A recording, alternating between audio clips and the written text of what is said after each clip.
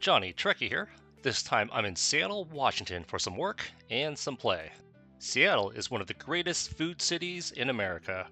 And no, I did not buy any fresh seafood at Pike's place.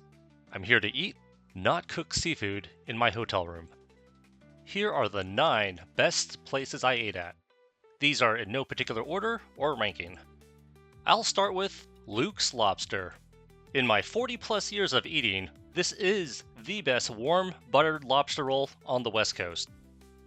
Just look at those big, thick, meaty, succulent chunks of lobster. It's not cheap, but it's worth it, especially since I put it on my work corporate credit card. The clam chowder is also fantastic. Hot, rich, thick, creamy, and packed with clams. Right by the Space Needle is La Parisienne.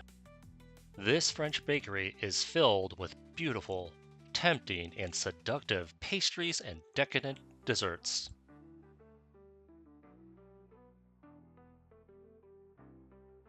The Quiche Lorraine is a delightful, savory, warm breakfast.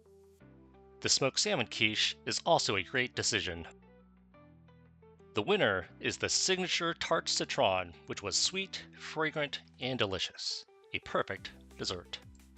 The berries tart is also a great runner-up. For the best seafood, visit Taylor Shellfish Oyster Bar. These locally grown oysters are the best oysters you'll find in Seattle. They even taste better during happy hour. The Geoduck Chowder is a fancier and classier clam chowder, but it's priced for the middle class, and it's delicious. This is perhaps the best smoked trout in America. Make yourself a fancy open-faced sandwich as such. The dynamite clams are wonderful, especially during happy hour.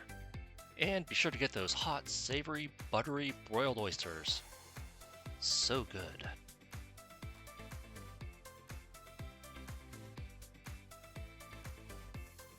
Vaughn's 1000 is known for their exquisite sourdough pizzas. Meat lovers should get the Quattro Viande. Not only is this a great pizza, but that sourdough adds a little bit of extra magical flavor. I normally never order salads, but this charred avocado Caesar is fantastic. That smoky flavor just does a lot for some reason. It's big enough for 2 people. I'd probably call this the second best Caesar salad in the world. Another great pizza spot is Serious Pie. They specialize in very thin crust pizzas. The mushroom and truffle pizza is an excellent choice. Please note that these pizzas are rather light and are meant for one person. Or maybe I just need to go on a diet. The grilled asparagus and whipped feta is an excellent side. The creamy feta pairs nicely with the smoky charred asparagus. Save room for the triple coconut cream pie, which is perhaps the most expensive coconut cream pie ever. But it's also probably the best coconut cream pie you'll ever eat. So rich, thick, creamy, and so good. This pie can also be found at Lola, the sister restaurant next door. Lola specializes in upscale, elevated Mediterranean food. My king salmon was perfectly seared, crisp on the outside, and still so moist and tender on the inside. It's almost perfect. Portion size was really small. I could have eaten 4 of these.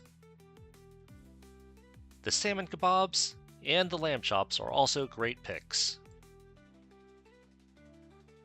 If you're a cheese lover, be sure to visit Beecher's, even if you're lactose intolerant like myself. Watching the cheese being made freshly is kind of fun, but it seems kind of gross at the same time. The Flagship grilled cheese sandwich is hot, crispy, and cheesy. It's rather expensive for the price, but that's just Seattle. A true Seattle legend is Piroshky. They have so many great pies, both sweet and savory. So many to choose from. It's one of those moments where I had too much money, but not enough stomach. Hashtag first world problems. And finally, number 1, Starbucks original location. Just kidding. I am not a Starbucks fan actually. I prefer to support independent coffee shops. And there was no way in hell I was going to spend 1 to 2 hours in line for a cup of coffee. But you do you. And that's all the best places I ate at during my 4 days in Seattle. For things to do, check out my other video, Carless in Seattle. For more details, visit my website, johnnytrekkie.com. And please subscribe to my YouTube channel. Live long, travel, and prosper.